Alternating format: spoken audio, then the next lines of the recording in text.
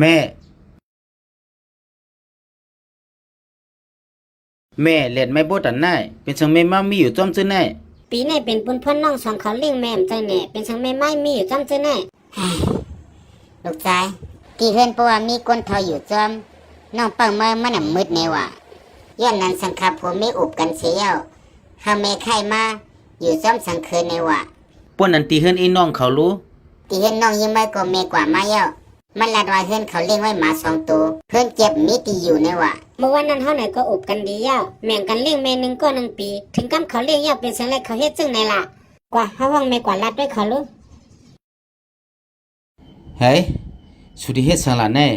เมื่อละมือแม่เฮามาเยาก็ให้มันอยู่จอมเฮากว่าตีในสิแลมาจองเฮากำหนึ่งลูก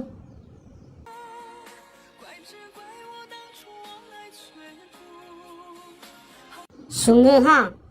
แม่สุปีน้องก็อุบกันยาวลูกแม่งกันเลี้ยงแม่เฮานึงก็1 ปีไหนเฮาเนี่ยก็เลี้ยงยาวปีหนึ่งถึงกำเขาเลี้ยงยาวเอาลองปุ้นลองในมาลาดคำเลี้ยงเฮาซ้ำติเลี้ยงเฮ็ดสังสุเฮ็ดหรือลาล่ะแน่เลี้ยงพ่อแม่มันตึกหนูแลมีลงมีตังมันกว่า5แม่ไอ้น้องเลยตั้งเอ็นน้องอำเลี้ยงแม่ในก็หาผู้แม่ก็ได้เลี้ยงแม่กว่าก้อย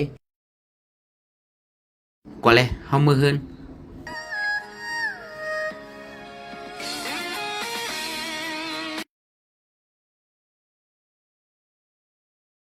ปีสุเลยตั้งแม่เฮาสุกมื้อแลเฮากินข้าวยาวะเลี้ยวกว่าเลยแม่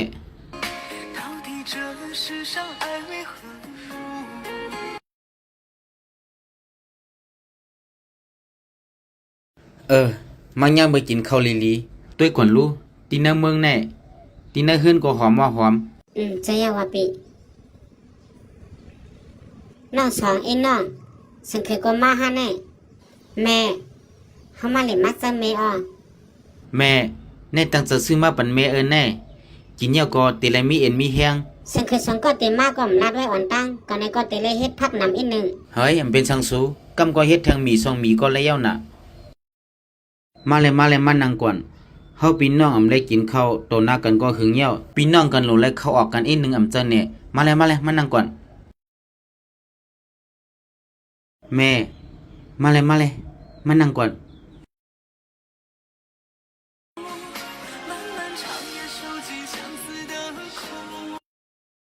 เราสามารถตีเฮือนปีสู่หลายวันกวยสังเคยก็ปอจอมมาเย้ามีลองสังละลานมาเลยแม่เมื่อวันนั้นกลางคันในก้นเนียดได้ด้วยถึงแม่ลีข้ามาปอกในตีฮับแม่เมื่ออยู่ซ้อมตีเฮือนเฮาลานยิ่งแม่ในก็จะถึงแม่หนาเย้าเอาแน่กว่าอยู่ซ้อมเฮาตีนั่นเฮาได้เลี้ยงแม่กวยแม่ก็รู้ไรไข้กว่าไข้มาเย้าข้าให้แม่เมื่อนับว่าแม่ใจถึงข้าในก็เมื่อตีเฮือนข้าละอยู่ก็เข้ายามแม่เคยอยู่หึงข้าก็ละเย้าว่าข้าในก็เอามากว่าปล่อยไปตีหน้าสวนสัตว์เจ้าก็ว่าอยู่น่ะตีน่าเจอไอ้น้องและตั้งอีน้องในก็มีแม่เฮาอยู่กวยแม่ข้าเลยยินว่าตีลีนเฮานั่นใครออกละเย้าใน5แม่ก็รู้ไรปันเฮาอีกนึงอยู่โยก็ว่าอยู่น่ะก็หนึ่งว่ามีก้นเฒ่าอ่ำมืดก็หนึ่งว่าเฮือนเลี้ยงหมาไว้เฮือนเก็บเมื่อกูปอกห้องสุมาในก่อมต้นมาสิปอกเมื่อในซ้ำอยู่เสียก็มาไอ้จ้องว่าใครมาอุบลองซื้อในก้อยหน่ะแม่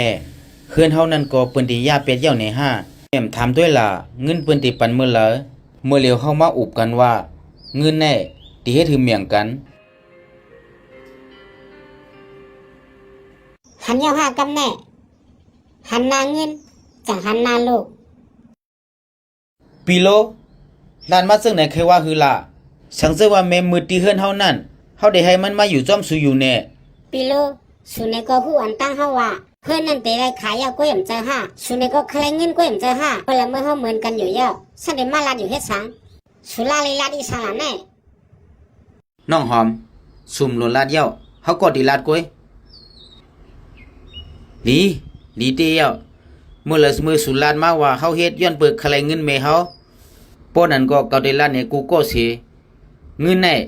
มันเป็นเงินแม่เฮาก้อยเฮากูก็เนี่ยก็ติเอามาเมียงกันนำไรเมื่อลาดถึงทันหน้าเย้า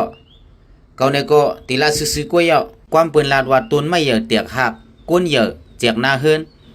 เพราะว่าปีย่อมใครเงินเนี่ยก็ เงินนั้นหาไอ้นอกที่เมียงกันก้วยเยา เมื่อเหลือแม่เฮาไหนก็อยู่ลิปีซันอยู่เพราะมาลัดจึงในภายหน้ามันอำลีเยอะอำลีอีสังสมัครก็อยู่ภายนอกก็เช่นไม้เก่าตื้ออยู่ซ่อมแม่เฮาอยู่ย้อนนั้นเงินกาขายเฮือนแน่ตื้อหนูไล่ปันกับบุญหนึ่ง สุลานหมดเยาเนี่ยมือปอเฮาตกมีก็มันเนี่ยก็สะบ่เมียงปันเฮาพี่น้องหมดเยาเมื่อละมือเจียกหน้าเฮือนกันเยาสูเนี่ยก็เป็นสูแม่เฮาเนี่ยก็เป็นแม่เฮาก้อยเมื่อเหลียวเฮือนเก่าเฮาอันเปิ้นมาซื้อนั่นมันเป็นชื่อแม่เฮาก้อยเงินไหนก็มันได้เป็นเงินแม่เฮาก้อยสังว่าแม่เฮาอำพร้อมจะเมียงเงินก่อนไหนอำไลกับไก่สังกันตั้งสูปีอำเอาเงินไหนก็ไล่อยู่ก้อยก็ว่าปีอ่ะไปส่วนแม่เฮาซึ่งนั่นแหละ ใจยาวะ แม่เฮาเลี้ยงเฮามาตัวป้อเยอะง่ายๆก่อมจะมือเล็กตัวเยอะให้สูอึบเข้าห้าให้สูอึบน้ำห้าเปิ้นลางว่ามีลูกใจอย่างมือเท่าสูเฮ็ดจังไหนตัวแม่เฮาจ้องสูสะกุนอยู่ห้า แม่สังว่าเงินถึงมาแม่เอาไว้ตามแม่แลห้าผูเม็ดเปี้ยหนึ่งก็ห้ามเอา แม่สังว่ามีเงินแลลูกหลังจังนับยำเฮาป้อนั้นข้าได้ปล่อยด้วยก่อนเขาได้เฮ็ดลีตัวแม่ไล่หึงข้าหือ